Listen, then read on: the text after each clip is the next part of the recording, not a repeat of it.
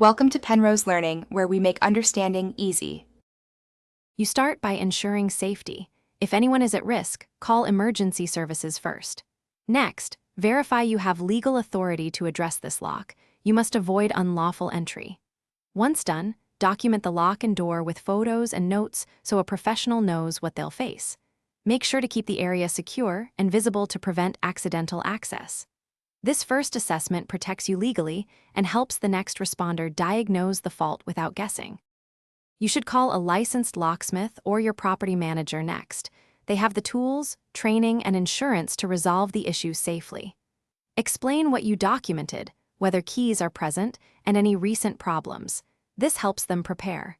Make sure to confirm identity and insurance credentials for anyone coming to your door. Once scheduled, clear the area and follow their instructions. Professionals will explain options and trade-offs, so you understand why they choose a particular repair or replacement. Finally, keep the door secured and limit access until a professional completes repairs or replacement. This prevents further damage and protects occupants. After work finishes, request a written receipt, a description of what was done, and before and after photos to document the repair. If you're unsatisfied or the issue recurs, escalate to your landlord, local police for suspected tampering, or a consumer protection agency. One troubleshooting tip: if the lock fails again, avoid DIY.